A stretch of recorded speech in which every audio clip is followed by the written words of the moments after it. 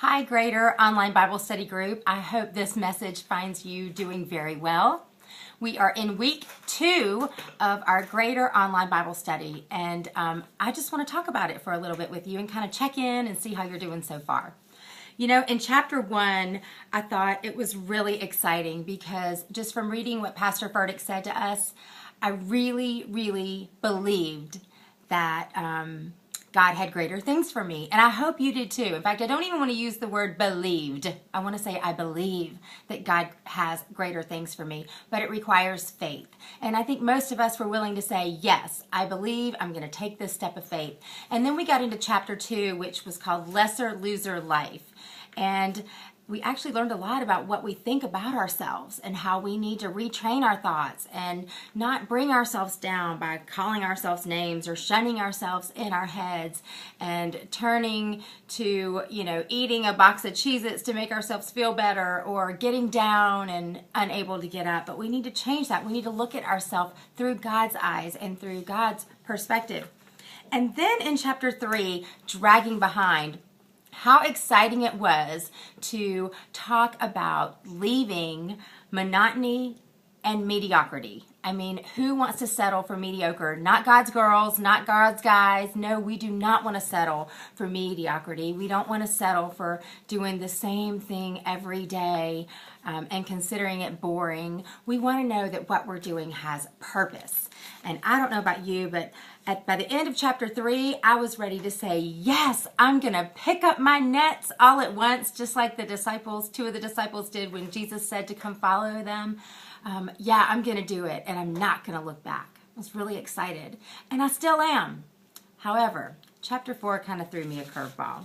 That's kind of where fear began to creep in, and the excitement, I won't say it's not still there, but I noticed I began questioning myself. Is this greater really possible for me? Maybe you're like that too. It's called Burn the Plows. And in Burn the Plows, we see how Elisha not only answered the calling that Elijah brought his way, but he burned and destroyed everything that was in his past. He burned the oxen, and he actually used the oxen to feed the people around him, but then he also burned the plows, so that he could never, ever go back to the life he once had. He was moving forward to the greater that God had for him. And in looking over my life, I have to say it's things in the past that I have trouble letting go of. And usually it's those things that keep me from moving forward. And I don't want it to be like that. What is your plow? What is the thing that maybe you think you need to make a break from that old life that maybe you're having a hard time with? Here's some things that Pastor Stephen brings up in chapter 4. Maybe it's a job that's not in line with what God has called you to do. Maybe it's the passionless and purposeless approach you take towards the job you have and where God is calling you to remain.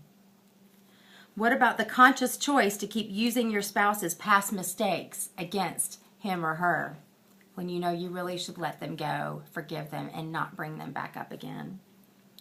Or a life that's a little too safe, a lifestyle that's a little too comfortable and tends to factor out God. Because sometimes we think that's the easy way out and we don't want our lives to be any harder than they already are. Or maybe it's a relationship that you need to end or walk away from or not be such a strong part of because it is not good or healthy for you. I think when there's things that we're hanging on to that we know are not good for us, it's really hard for God to come in and do his work. We have to make the way open so that God is welcome and can come in and do his work. And that is what Burn the Plows is all about.